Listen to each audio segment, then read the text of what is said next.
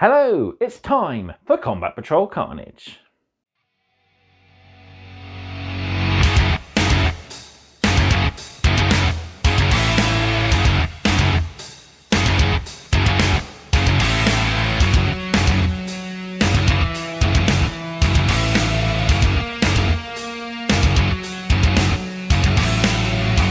So we're back with issue 26 and it's lore time.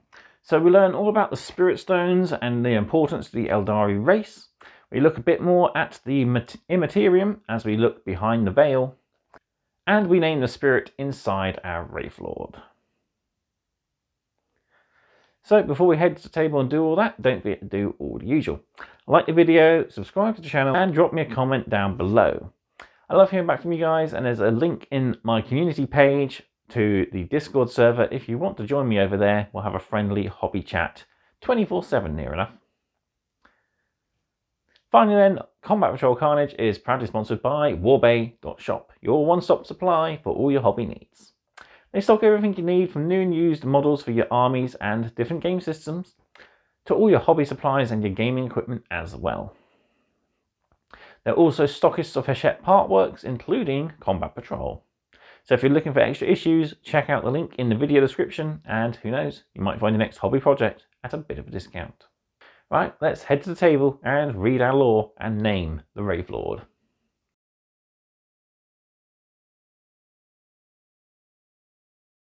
Here we are then, back with issue 26, and our Wraithlord is looking good. Yeah, really loving this model. Can't wait to add more details to him. It'll definitely look a lot better once we hit issue 30, sorry, and we recess shade all that red with Agraxur shade. Yeah, he looks a bit flat at the moment, but once we hit it with the shade, this guy will look really impressive. Yeah, there we have it for now, so we'll put him off to one side. And it's time for us to delve into this issue's lore, and we'll name our Wraithlords Spirit as well. So let's adjust the camera and dive right on in. So over we go. We got our build guide, of course, and our paint guide. So where are we? We are here with our first bit of lore, a look at Spiritstones. Warriors of the Ulfway craft world prepared to charge their foe. Spiritstones. Spiritstones capture and hold the souls of dead Aeldari, and they are essential to the Asayani way of life and death. Each living Aeldari warrior goes into battle wearing a psycho-reactive crystal known as a Waystone. At the moment of the Aeldari's death, the Waystone captures their soul as it exits their body, becoming a Spiritstone. The Spiritstone is then retrieved from the dead Aeldari's body and taken back to the craft world. There the soul is added to the Infinity Circuit, ever present in the lives and civilization of the living Asayani.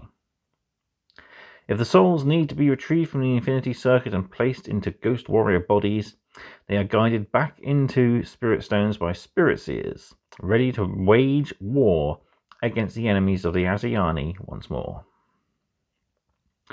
The true story of the origins of the Spiritstones are lost in time, but Aeldari legends tell of the creation of the Spiritstones from the tears of the goddess Aisha. Vol, the smith god, saw Aisha weeping for her lost children, the Aeldari. From Aisha's tears, Vol forged the first Spiritstones that allowed her to watch over them. Asayani Storm Guardians face down Seekers of Slaanesh. She Who Firsts. At the time of the fall of the Aeldari, the birth of Slaanesh sent out a great psychic shockwave that slew most of the Aeldari in the galaxy. As their souls escaped their dying bodies, they were consumed by Slaanesh, who became intoxicated and came to desire all of the remaining Aeldari souls. Since that day, the Aeldari have taken care to safeguard the souls of their dead, keeping them safe in the Infinity Circuit of their craft world, or in portable Spiritstones, away from Slaanesh's never-ending hunger.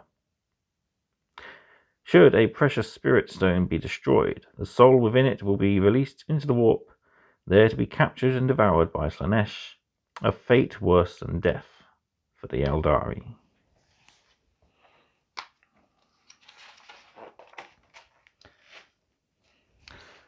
Twin Souls. Wraith Knights are controlled by two Aeldari souls. One is that of a living pilot inside the suit, and the other is the soul of a dead warrior in a Spiritstone. Yeah, I really want to get one or two of those for my Iyanden army. They will be the awesome centerpiece to my force. Biggest Wraith construct that isn't resin. These are the biggest plastic kit on the Aeldari range, and yeah, they are an awesome sight to behold on the battlefield. Ghost Warriors. Wraith Warriors would be lifeless constructs were it not for the Spirit Stones on their armor containing Aeldari Warriors' souls. So yeah, Spirit Stones interred in the constructs made of Wraithbone and brought to life as Ghost Warriors. Very heavy focus in an Iyanden army as their craft world has been diminished, and they rely quite heavily on their dead for warriors. Protection. Warriors fight bravely in battle, knowing that even if they are slain, their souls are safe from Slaanesh. An Incubi hunting party converges on an Aspect Warrior unit. Shattered Stones. The Drukhari, close relatives of the Aeldari, do not use Spirit Stones. However, among their ranks is a warrior cult called the Incubi, who make use of Spirit Stones in their initiation ritual. An aspirant incubus must fight and kill one of the Aeldari Aspect Warriors and take their Spirit Stone as a prize. The Spirit Stone is then shattered into pieces and built into an evil psychic torture device called a Tormentor that the new incubus wears on their chest. So, yeah, though they're related, they're not exactly best of friends, the Aeldari and the Drukhari. Or Eldar and the Dark Eldar. Yeah, we see Jane'Zar and some Howling Banshees coming out of a Falcon grav tank. So yeah, we'll be getting some of these beautiful, awesome, bone-coloured armoured warriors later on in the collection. So, well, for our premium kit anyway. Can't wait to add those to my force. Next up then we have a look beyond the veil as we dive more into the warp. Space Marines make a stand against the onslaught of hellish chaos forces. The Immaterium is a fully fledged reality of its own, however bizarre it may seem to the inhabitants of real space. But there are places where the warp breaks down and emerges with the material universe, sometimes allowing passage into the Immaterium or allowing things within to escape. Although the drives of warp-capable ships can puncture small rifts into the Imperium, some areas of space are home to gigantic and permanent tears in reality, where real space and the Immaterium exist uneasily together. Fierce warp storms often surround these areas, impeding the passage of ships almost as much as do the incomprehensible variances in time and space. Not only are these areas naturally dangerous, they are also home to any number of malevolent entities, warp horrors and murderous individuals. Anyone venturing near would have to brave the risk of the hordes of demons who regularly attack from the Immaterium, or else the soldiers of the traitor legions who issue forth in great hosts to destroy all those who stand in their way. Some of those who find a home in such an area, like the Drukhari, revel in the evil psychic atmosphere. Others are simply drawn to lost and distant places that few dare to venture into, happily risking madness and death to hide their business from prying eyes of those who might interrupt their plans. So the likes of heretical rogue traders and some not so nice inquisitors. The Eye of Terror. The Eye of Terror is an unpredictable warp rift, surrounded by deadly warp storms.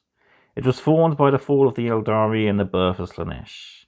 Within its depths lie many horrors, including the traitor legions, formerly loyal space marines who have given themselves to the powers of chaos. Time flows differently within the Eye of Terror, and nobody knows when ancient foes might attack from there once more. The Maelstrom. The Maelstrom is an area of intense warp storms that sits in the Ultima Sigmentum. Due to the difficulties that Imperial troops have in safely crossing the Maelstrom, it has become a haven for pirates, orcs, followers of chaos, and anyone else desperate enough to brave the reality-rending storms to escape the intention of the Imperium. The Prosperian Rift. The Prosperian Rift was the site of a war between the Grey Knights, a secretive and mystic chapter of Space Marines, and the Thousand Suns, a sorcerous band of Chaos Space Marines. Grey Knights were taken prisoner inside the Rift, and their tortured voices leached out into real space, igniting the conflict. So yeah, Prosperian Rift, part of the planet once known as Prospero, the planet of sorcerers, homeworld, of course, of the Thousand Suns. And yeah, the Grey Knights, two psychically active forces. Grey Knights are specifically designed to combat chaos. Of course, they found themselves captured and tortured. Moving on then, our last bit to look at is our naming article for our Wraithlord. So we've got a little bit to read. And I've got my issue 23 here for our name. Piece of paper to lean on. And of course my pen and a dice. So first off, let's learn a little bit about Wraithlords. What do humans know of our pain? We have sung songs of lament since before your ancestors crawled on their bellies from the sea. Wraithlord. Wraithlords are huge constructs of wraithbone, bristling with cannons and giant blades. Between wars they stand silent, lifeless and immobile. When needed on the front line, the soul of a dead Aeldari warrior is coaxed into the Spiritstone and mounted into the Wraithbone to animate the Wraithlord in battle.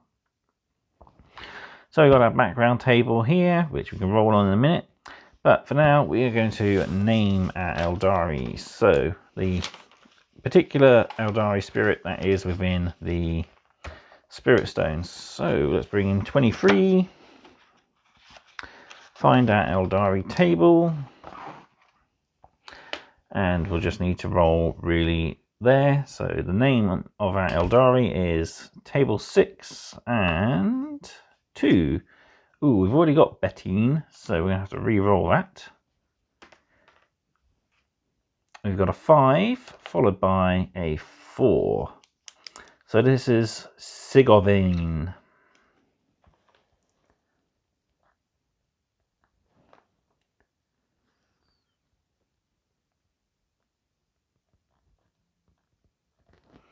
So that's our Wraithlord. Do we give it an epithet? Yeah, we'll try. Let's see what we get. These are normally for units, but we'll try it. So a 5.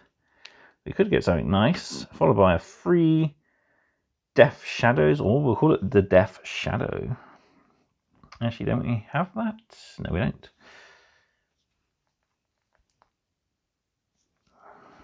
So yeah. Sigurvein, the Death Shadow.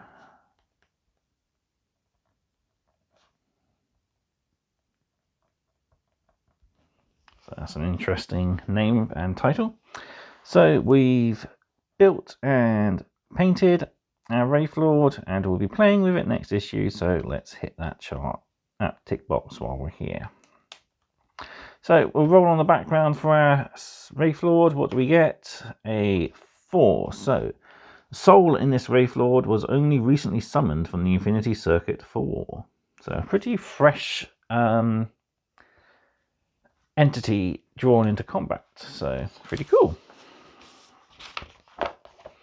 But there we have it. That's pretty much it for this issue. Let's have a quick look though at the Wraithlord's stats before we hit our game. So we've got our data sheet here. So he has a movement of 8, toughness of 11, a 2+ save, 10 wounds, leadership of 6, and objective control of 3. So he's got the bright lance on his shoulder, which has 36-inch range, a single attack, hits on a 4+, his strength 12, -3, and is a d6 + 2 damage, so a really potent weapon. He also has these 2 shuriken catapults, so these are 18 inches with 2 attacks each, hitting on a 4, strength 4, -1, and a single damage. And then we got the melee weapon, the Ghost Glaive. So we've got two profiles. We can either strike or sweep. So the strike has 4 attacks, hits on a 4, strength 10, -3 AP, and is d6 plus 1 damage. While the sweep has 8 attacks, hits on a 4, is only strength 7 with -2 and 2 damage. So if you're up against a lot of enemies, you can hit it with a sweep. If you're up against a single more tougher opponent, hit it with a strike. And then we've got Deadly Demise 1, so when he blows up, he can inflict some mortal wounds. And we've got a box here detailing Big Guns Never Tire, which we'll learn about more once we hit the core rules. But we've got it here now. Because the Wraithlord has the monster keyword, it can still shoot during the shooting phase, even if it is within engagement range of an enemy unit. It may target any enemy units within range of its weapons, including units that are within engagement range of it. However, if it does fire on enemies it's engaged with, the player must subtract 1 from hit rolls. You'll learn more about this once you receive the core rules. So there we have it. And up next we got our scenario where we have the Wraithlord up against endless waves of Tyranids there. So that's going to be a fun little challenge for us to go through. So yeah, there we have it. Right, that's it for this video. So I'll bring our Wraithlord in. And there we go. Issue 26's lore has been completed. And our Wraithlord is now ready to take to the field of battle. So I hope you'll join me for our next mission. Let me know what you thought of this video, of course, in the comment section down below. All that's left for me to do is to say thank you all very much for watching, and I'll see you next time on more Combat Patrol Carnage. Goodbye.